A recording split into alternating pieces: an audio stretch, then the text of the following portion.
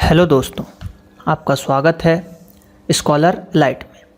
जो लोग ये वीडियो पहली बार देख रहे हैं उनसे रिक्वेस्ट है कि आप हमारे चैनल को सब्सक्राइब कर लें। उसके बाद वीडियोस को लाइक करें, फिर कमेंट करें और अपने दोस्तों के साथ उसको ज़रूर बांटें। ज़्यादा से ज़्यादा वीडियोस को शेयर करें और लाइक कमेंट ज़रूर करते रहें वीडियोज़ को, ठीक है। जैसा कि आप लोगों ने पिछले पार्ट में बताया कि हाँ हमको हिस्ट्री के वीडियोस चाहिए हैं, तो उस हिसाब से मैंने हिस्ट्री की सीरीज़ चालू कर दी है। ये पार्ट 3 है हिस्ट्री का, एंशिएंट हिस्ट्री में इसमें आपको बता रहा हूँ। तो जल्द ही इस सीरीज़ को हम कंप्लीट करेंगे। पूरी हिस्ट्री में जल्द से जल्द कंप्लीट कराने की कोशिश करूँगा। फिर साइंस भी बचा हुआ है हमारा, साइंस को भी हम कवर करेंगे जल्दी। तो चलिए बात करते हैं इतिहास भाग 3। आज हम भाग 3 को डिस्कस करेंगे यहाँ पे। तो इसके अंतर्गत हम देख रहे हैं वैदिक सभ्यता। तो वैदिक सभ्यता एंशिएंट हिस्ट्री में अगर हम बात करते हैं प्राचीन भारत में, तो वैदिक काल का विभाजन जो है आपके 2 भागों में किया गया था। पहला था आपका ऋग वैदिक काल और दूसरा था उत्तर वैदिक काल।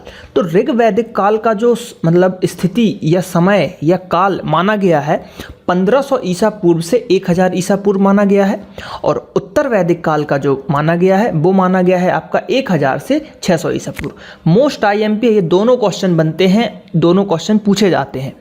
तो 1500 से 1000 के बीच में चला था आपका ऋग वैदिक काल और 1000 से 600 के बीच में चला था आपका उत्तर वैदिक काल। तो ये दोनों डेट बहुत ही इंपॉर्टेंट हो जाती है, तो इसको आप जरूर याद कर लीजिए।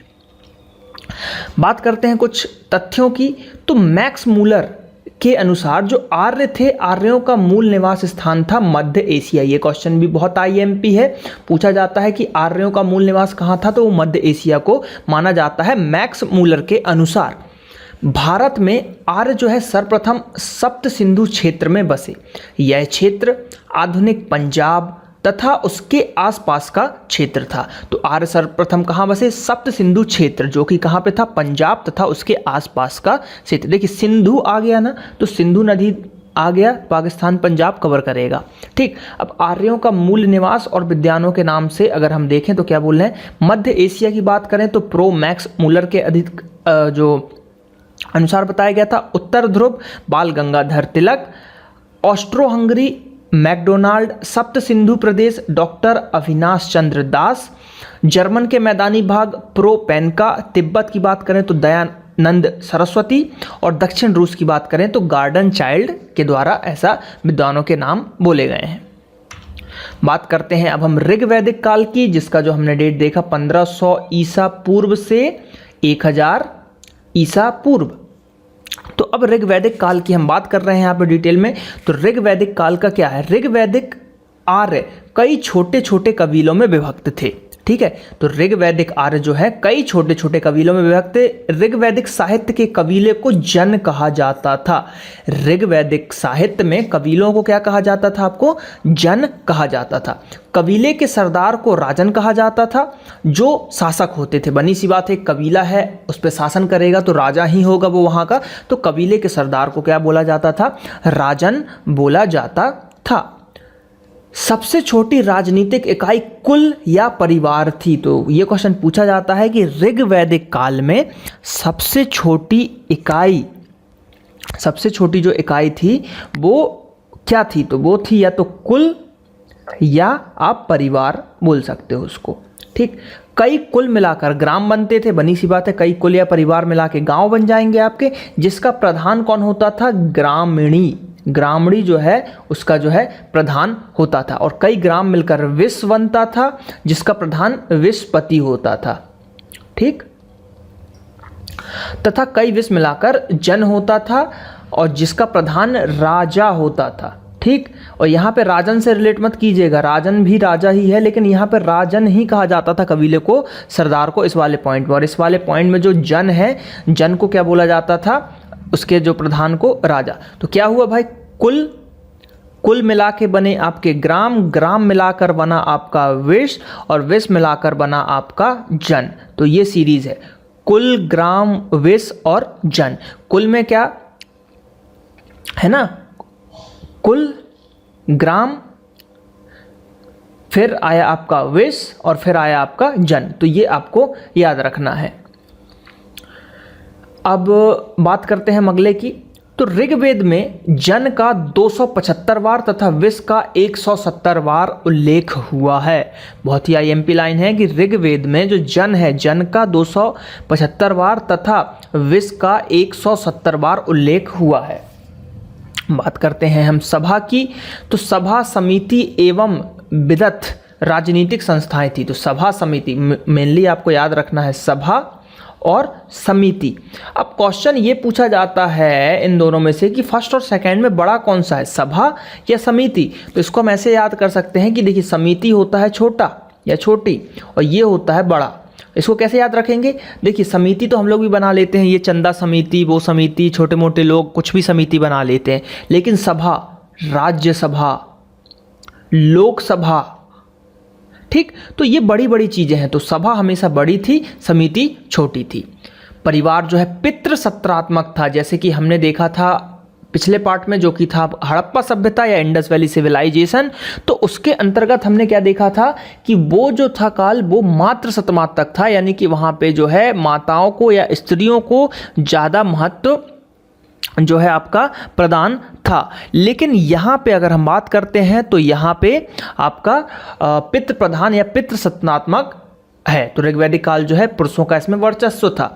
समाज में वर्ण व्यवस्था कर्म पर आधारित थी। ऋग्वेद के 10वें मंडल, ठीक है, ऋग्वेद के 10वें मंडल में पुरुष सूक्त में 4 वर्णों ब्राह्मण, क्षत्रिय, वैश्य, शूद्र का उल्लेख है। तो ये क्वेश्चन पूछा जाता है कि ब्राह्मण या क्षत्रिय जो भी ये 4 कुल बताए गए हैं, तो पुरुष सूक्त का वर्णन कहाँ मिलता है, तो 10वें मंडल में मिलता है। सोम अर्थात आर्यों का मुख्य पेय था तथा जौ मुख्य खाद्य पदार्थ था। देखिए गेहूं भी आजकल मिलने लगा है, ठीक। तो अगर आपको गेहूं मिलता है तो आजकल जो एग्जाम वाले हैं गेहूं आंसर लेते हैं। तो गेहूं और जौ दोनों है, लेकिन आप गेहूं लगाइएगा अगर आंसर आता है तो, ठीक है। जौ को मतलब जौ तब लगाइएगा जब गेहूं आपको ऑप्शन में ना मिले, ठीक है। और गेहूं जौ साथ में मिले तो A+B ऐसा कुछ ऑप्शन होगा तो वो आंसर होगा, ठीक है, 10वें मंडल में। अब बात करते हैं, सोम मतलब एक तरीका का मदिरा पदार्थ या दारू आप बोल सकते हो, उस समय का मदिरा पदार्थ है, नशीला पदार्थ था। समाज में स्त्रियों की स्थिति अच्छी थी। इस समय समाज में विधवा विवाह, नियोग प्रथा तथा पुनर्विवाह का प्रचलन भी था, यानी कि विधवा प्रथा वगैरह भी थी। लेकिन पर्दा प्रथा, बाल विवाह तथा सती प्रथा जो है प्रचलित नहीं थी। तो ऋग्वैदिक काल में क्या क्या नहीं था, पर्दा प्रथा, बाल विवाह और सती प्रथा नहीं था, लेकिन विधवा विवाह, नियोग प्रथा और पुनर्विवाह का प्रचलन ऋग्वैदिक काल के अंतर्गत आपको मिलता है। बात करते हैं ऋग्वैदिक कालीन कुछ नदियाँ, तो जैसे कि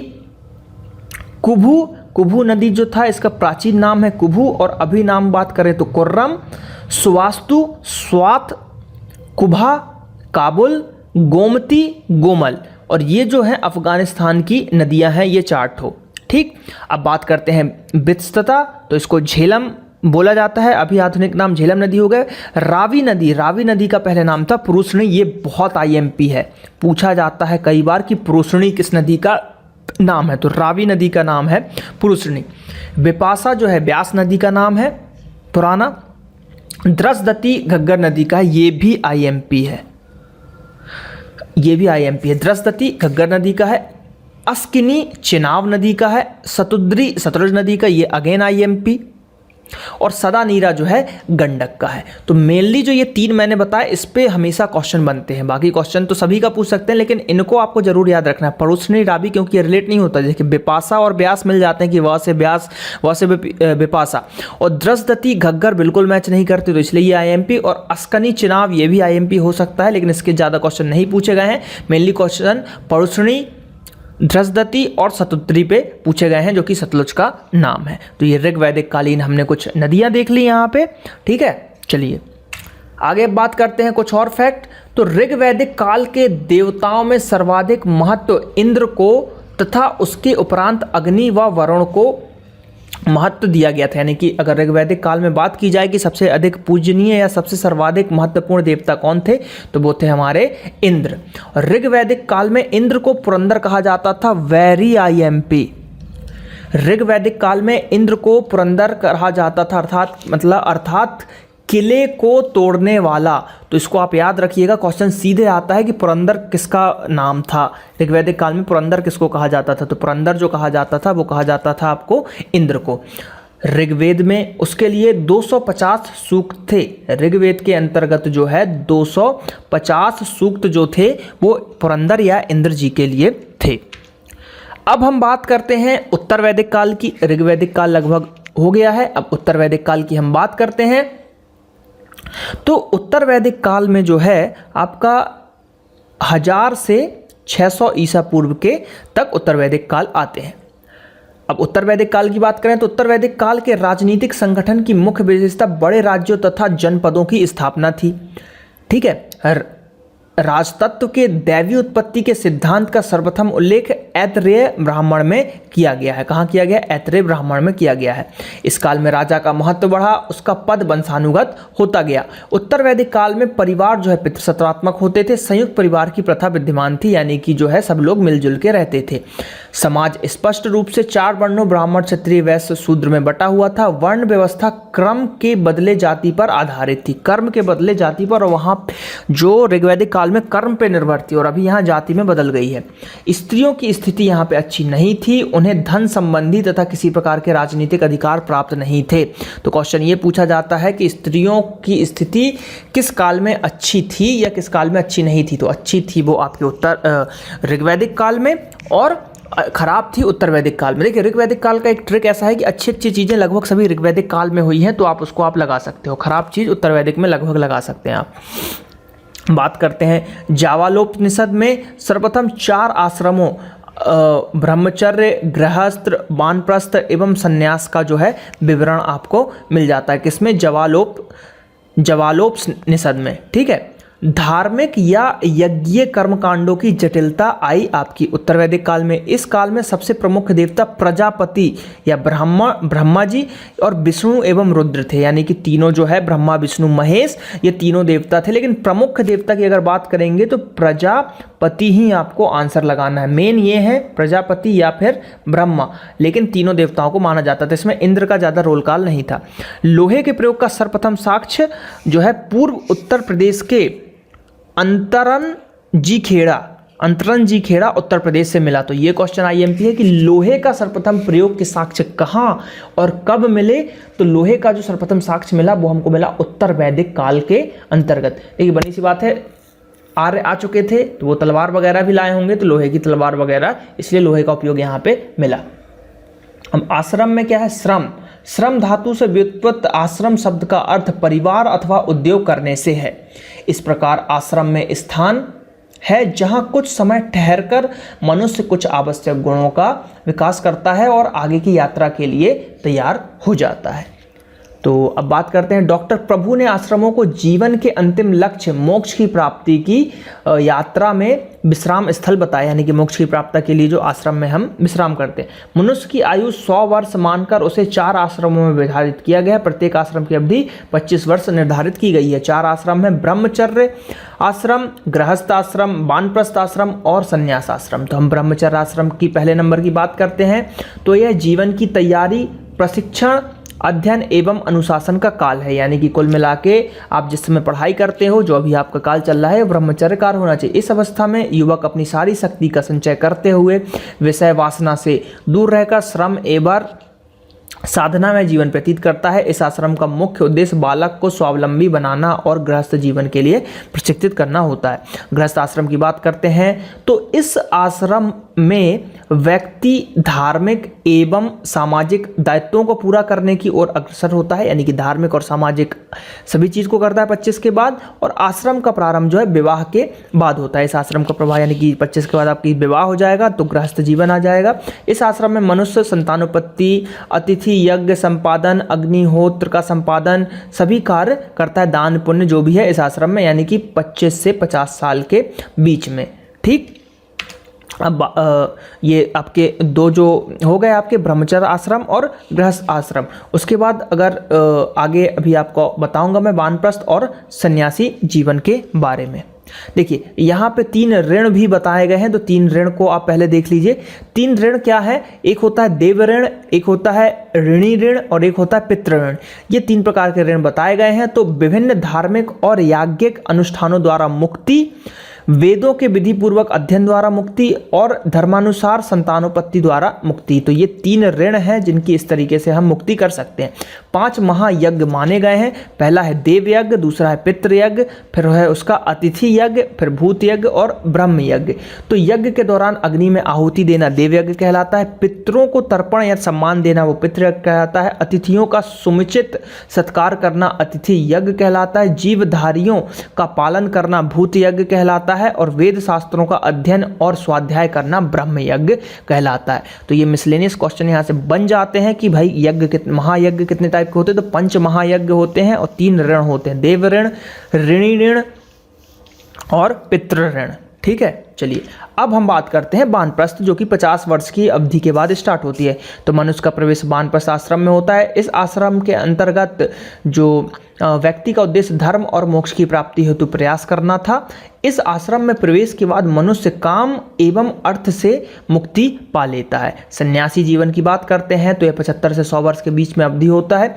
इस आश्रम में मनुष्य धर्म अर्थ काम के बंधन से मुक्त होकर मोक्ष प्राप्ति के लिए प्रयत्नशील होते हैं और वन में रहते हैं, यानी कि साधु वगैरह बन जाते हैं। बात करते हैं हम पुरुषार्थ चीजों की। तो पुरुषार्थ की बात करें तो पुरुषार्थ 2 शब्दों पुरुष और अर्थ से मिलकर बना हुआ है, जिसका अर्थ है विवेकशील प्राणी का लक्ष्य।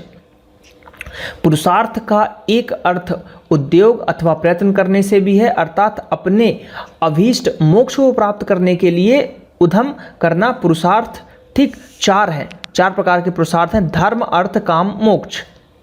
धर्म अर्थ काम मोक्ष लगभग मिलता जुलता हमारे आश्रम से। धर्म व्यक्ति को कर्तव्य मार्ग पर आगे बढ़ने, अपने दायित्वों का निर्वाह करने की प्रेरणा देता है। धर्म ही मनुष्य तथा समाज के अस्तित्व को अशिक्षण रखता है। प्रत्येक आश्रम में व्यक्ति को धर्म के अनुरूप कार्य करने को कहा गया है। धर्म से ही सभी लोग जुड़े हुए हैं। अर्थ, इसका प्रयोग व्यापक अर्थ में किया गया है। अर्थ भौतिक सुखों की सभी आवश्यकताओं और साधनों का द्योतक है। इसके अंतर्गत वार्ता, कृषि, पशुपालन, वाणिज्य तथा राजनीति को भी शामिल किया है। अर्थ कुल मिला के अर्थव्यवस्था या पैसा से बात की गई है। आपकी सभी सुख सुविधाएं आज के समय में पैसे से ही मिलती हैं।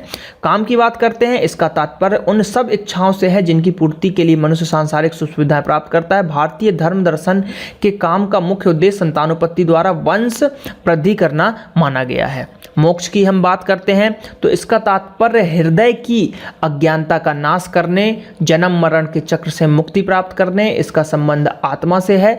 बौद्ध दर्शन में निर्वाण और जैन दर्शन में इसे कैवल्य कहा गया है। तो क्वेश्चन आता है कि निर्वाण का अर्थ क्या है? तो इसका अर्थ भी मोक्ष है और कैवल्य का क्या है? इसका भी जो है मोक्ष ही है आंसर।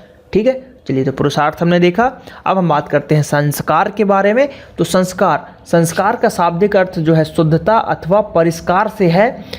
इनका मुख्य उद्देश्य अशुभ शक्तियों के प्रभाव से व्यक्ति को बचाना है। इसके भौतिक उद्देश्य में सांसारिक समृद्धि प्राप्त करना प्रमुख है। यद्यपि वैदिक साहित्य में संस्कारों का विविध उल्लेख नहीं है, फिर भी यह माना जाता है कि इसका उदय जो है उत्तर वैदिक काल में हो चुका था। तो संस्कारों का उदय कब हुआ था? उत्तर वैदिक काल के अंतर्गत। संस्कारों का शास्त्रीय विवेचन सर्वप्रथम बृहदारण्यकोपनिषद से प्राप्त है। संस्कारों की संख्या भी अलग अलग बताई गई है, परंतु अधिकांश विद्वानों ने 16 संस्कार बताए हैं। तो 16 संस्कार होते हैं। ये बहुत ही आईएमपी क्वेश्चन है, पूछा जाता है कितने संस्कार होते हैं? 16 संस्कार। तो वो कौन कौन से देख लेते हैं। गर्भाधान, पुष्वन, सीमंतोन्नयन, जात कर्म, नामकरण, निष्क्रमण, अन्नप्राशन, चैल कर्म, कर्णवेधन, विधारण, ठीक, विधारंभ, उपनयन, वेदारंभ, केशांत, समावर्तन, ठीक, विवाह और अंत्येष्टि। तो इनकी हमको डिटेल नहीं देखना है, बस आपको तो याद रखना है कि 16 होते हैं, इतने में ही काम बन जाएगा। ठीक है, अब हम बस थोड़ा सा हम इसमें जो है विवाह की थोड़ी डिटेल देखेंगे, क्योंकि इससे हमने कई क्वेश्चन देखे हैं बने हुए। तो विवाह की हम बात करते हैं तो इस आश्रम के बाद ही व्यक्ति गृहस्थ आश्रम में प्रवेश करता है, जैसा कि मैंने बताया था। इसका उद्देश्य संतानोत्पत्ति था। इस संस्कार के लिए 25 वर्ष की आयु उपयुक्त मानी गई है। अधिकांश धर्म सूत्रों में 8 प्रकार के विवाह मिल जाते हैं। तो देखिए, सबसे पहला कितने टाइप के विवाह होते हैं? 8 प्रकार के विवाह होते हैं। ठीक, ये क्वेश्चन पूछा जाता है। पहला होता है ब्रह्म विवाह। ब्रह्म विवाह का होता है कि माता पिता के द्वारा खोजकर अपनी बेटी का विवाह करना, यानी कि अरेंज मैरिज। दैव विवाह का मतलब होता है यज्ञकर्ता पुरोहित के साथ कन्या का विवाह, यानी कि भाई भगवान से विवाह की जा रही, दैव विवाह। आर्ष विवाह की बात करते हैं तो इसके अंदर क्या होता है? कन्या के पिता द्वारा वर के एक गाय और एक बैल या एक जोड़ा बैल लेकर अपनी कन्या का विवाह करना। प्रजापत्य विवाह की बात करते हैं तो बिना किसी दान दहेज के विवाह करके कन्या को सौंपना। आसुर विवाह, कन्या के पिता द्वारा वर से धन लेकर अपनी कन्या का विवाह करना, जो कि आजकल ज़्यादा प्रचलन में है इंडिया में। तो आसुर विवाह उसको बोला जाता है। राक्षस विवाह। गंधर्व विवाह की बात करते तो माता पिता की इच्छा से विरुद्ध किया गया प्रेम विवाह, यानी कि लव मैरिज। ये भी अभी बहुत तेजी से चल रहा है, तो इसको उस समय जो है गंधर्व विवाह कहा जाता था। राक्षस विवाह, कन्या का अपहरण या बलपूर्वक किया गया विवाह राक्षस विवाह कहलाता है। पैचास विवाह, सोती हुई नशे में अथवा पागल कन्या को काम वासना की तृप्ति के लिए अपनाया जाना, जो भूत पैचास विवाह कहलाता है। प्रशंसनीय विवाह एक अलग से। प्रशंसनीय विवाह में कौन कौन से आते हैं? ये ब्रह्म विवाह, दैव विवाह और आर्ष, और ये यानी कि शुरू के जो ये 4 विवाह हैं ये प्रशंसनीय उसमें आते हैं आपके। कौन से? मतलब प्रशंसा वाले विवाह है ये। ठीक, अब उसके बाद निंदनीय, बाकी जो बचे निंदा वाले, असुर, गंधर्व, राक्षस, पैचास, सभी जो है ये जो है आपके निंदनीय है, यानी कि खराब है। तो अच्छे 4 हो गए। अच्छे कौन से हो गए? ब्रह्म, दैव, आर्ष और प्रजापत्य। ठीक, चलिए बात करते हैं हम षट दर्शन एवं उनके कुछ रचयिता। ठीक, ये थोड़ा सा इसमें बता देता हूँ मैं कि इसमें क्या क्या है। तो इसके अंतर्गत अगर हम देखें दर्शन की बात करें तो जैसे सांख्य दर्शन, योग दर्शन, न्याय दर्शन, पूर्व मीमांसा दर्शन, उत्तर मीमांसा दर्शन और वैशेषिक दर्शन। तो इनके जो रचयिता है, सांख्य दर्शन के रचयिता कपिल जी को माना जाता है, योग पतंजलि को माना जाता है, न्याय दर्शन गौतम को माना जाता है, पूर्व मीमांसा जैमिनी को माना जाता है, उत्तर मीमांसा जो है वादरायण को माना जाता है, और जो वैशेषिक जो है ये कणाद या उल्लूक को माना जाता है। तो ये बहुत आईएमपी। सांख्य दर्शन तो वेरी आईएमपी। सांख्य और आजकल योग भी, क्योंकि पतंजलि बहुत तेजी से रामदेव बाबा का प्रोडक्ट चल रहा है, तो सांख्य और योग बहुत आईएमपी है। तो सांख्य दर्शन जो है कपिल मुनि माने जाते हैं और योग के पतंजलि जो है ये तो माने ही जाते हैं। ठीक है, चलिए तो यहाँ पे जो है आपने ये पार्ट देखा। अगर आपको ये अच्छा लगा हो तो चैनल को सब्सक्राइब कीजिए, वीडियोस को लाइक कीजिए और ज़रूर उसको शेयर कीजिए। और ये हमारा फेसबुक पेज है www.facebook.com/scholaralite, इसको भी आप लाइक कीजिए। और यहाँ पे आप नेक्स्ट और प्रीवियस वीडियो की लिंक देख पाएंगे, जिसके थ्रू आप नेक्स्ट और प्रीवियस वीडियो को देख पाएंगे। चलिए मिलते हैं अगले पार्ट में। धन्यवाद।